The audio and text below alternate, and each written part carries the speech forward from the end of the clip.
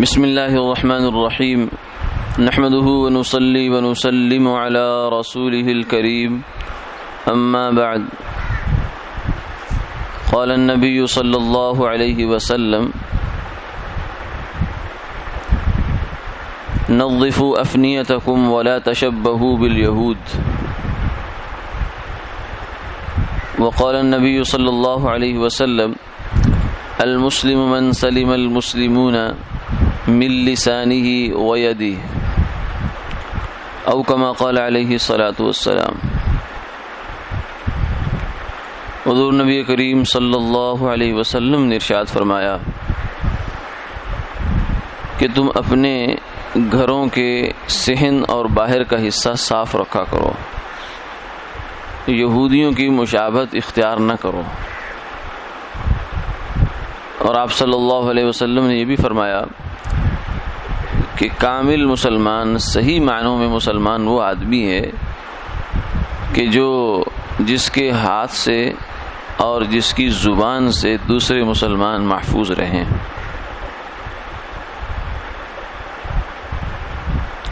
پہلی حدیث مبارکہ میں آپ صلی اللہ علیہ وسلم نے یہودیوں کی ایک بری خصلت بیان فرمائی ہے اور ہمیں اس سے بچنے کی تلقین فرمائی ہے۔ ان کی بری خصلت یہ ہے کہ وہ اپنے گھروں کی تو صفائی کرتے تھے اندر سے، لیکن اس کے بعد جو باہر کا حصہ ہوتا ہے، گھر کا صحن ہے یا اس سے بھی مزید آگے باہر کا حصہ ہے، راستے کی طرف اگر کھلتا ہے تو اس کی صفائی نہیں کرتے تھے۔ تو آپ صلی اللہ علیہ وسلم نے فرمایا کہ تم لوگ ان جگہوں کی بھی اپنی صفائی کیا کرو مسلمانوں، اور یہودیوں کی جیسے نہ بنو، ان کے طرز عمل جیسا طرز عمل نہ اپناؤ۔ تو اس میں ہمارے لیے اس بات کی ہدایت ہے کہ آدمی کو اپنا جہاں رہن سہن رکھنا اس نے، اس جگہ کو اور اس ماحول کو صاف رکھنا چاہیے۔ اور اس کی ایک وجہ یہ بھی ہے کہ انسان جتنی صفائی اپنے ماحول میں رکھتا ہے، اس کے ذہن میں اور اس کی شخصیت میں بھی اتنی صفائی آتی ہے۔ اور دوسرا یہ ہے کہ اس سے کسی مسلمان بھائی کو اذیت سے انسان محفوظ کرتا ہے، اور مسلمان کو تکلیف سے بچانا یہ بہت بڑا کام ہے۔ فرمایا کہ حقیقی مسلمان وہی ہے، صحیح معنوں میں مسلمان وہی ہے کہ جس کے زبان سے اور جس کے ہاتھ سے دوسرے مسلمان تکلیف سے محفوظ رہیں۔ فرمایا بیت اللہ کو مخاطب کر کے کہ تیری بڑی عظمت ہے، تیری بڑی حرمت اور تقدس ہے، لیکن ایک مسلمان کی عزت تیرے سے زیادہ ہے، ایک مسلمان کی قدر و منزلت تجھ سے زیادہ ہے، اس لیے کہ مسلمان کے دل میں اللہ رہتے ہیں۔ تو کسی مسلمان کو تکلیف نہ ہو ہمارے کسی طرز عمل سے۔ آپ صلی اللہ علیہ وسلم نے یہ بھی فرمایا اتقوا اللاعنین، کہ لعنت والی چیزوں سے بچو۔ فرمایا یا رسول اللہ وہ کیا ہے؟ فرمایا کہ وہ یہ ہے کہ کسی سایہ دار درخت کے نیچے انسان پیشاب پاخانہ کر دے، یا کوئی گندگی ڈال دے، یا راستہ چلتے ہوئے جہاں لوگ راستہ چل رہے ہیں وہاں کوئی ایسی چیز ڈال دے، تو ظاہر ہے کہ جس کا پاؤں اس پر پڑے گا اور جو آدمی وہاں سے گزرے گا تو اس کی زبان سے کوئی اچھا کلمہ نہیں نکلے گا، کوئی برا کلمہ نکلے گا، جو بسا اوقات قبولیت کی گھڑی ہوتی ہے جس سے وہ قبول ہو جاتا ہے اور آدمی کے لیے پریشانی کا باعث بن جایا کرتا ہے۔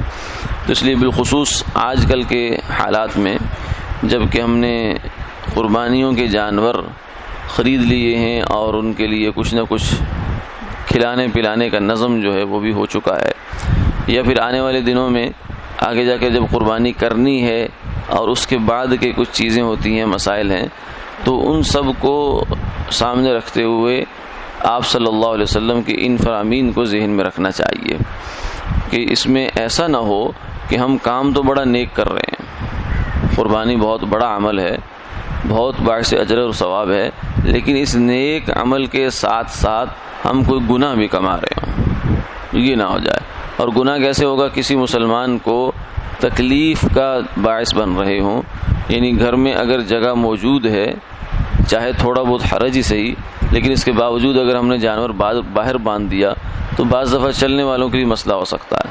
پھر اگر باہر باندھا بھی ہے تو وہاں صفائی کا کوئی زیادہ اہتمام نہیں ہے، اس سے بھی تکلیف ہو سکتی ہے گزرنے والوں کو. اور اسی طریقے سے ان دنوں میں بھی اور عام دنوں میں بھی اس چیز کا خیال رکھنا چاہیے کہ بعض اوقات ہم اپنے گھر کی صفائی کر کے اس کا جو پانی وانی ہوتا ہے وہ سڑک پر چھوڑ دیتے ہیں.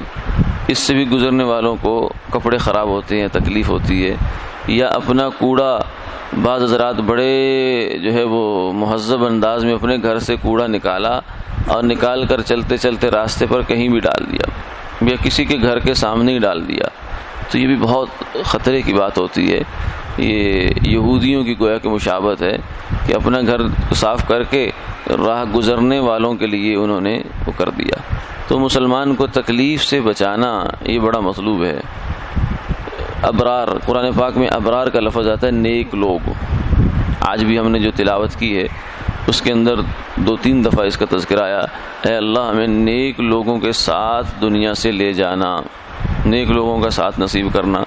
اور نیک لوگ جنت میں ہیں، ابرار کا لفظ آتا ہے. تو ابرار کے بارے میں یہ ہے الذین لا یؤذون النملة من غیر سبب، کہ وہ لوگ کہ جو کسی چیونٹی کو بھی بغیر کسی شرعی وجہ کے تکلیف نہیں دیتے.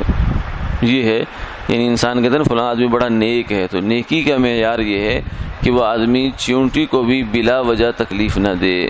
شریعت کی جہاں اجازت ہے وہ تو الگ بات ہے، لیکن بلا وجہ کسی چیونٹی کو بھی جو آدمی تکلیف دیتا ہے وہ نیک آدمی نہیں ہو سکتا. وہ اپنے خیال میں تو نیک ہو سکتا ہے، لیکن اللہ کے ہاں نیکی کا معیار کم سے کم یہ ہے کہ وہ کسی جانور کو بھی بلا وجہ تکلیف نہ دے. اللہ تعالی عمل کی توفیق عطا فرمائے.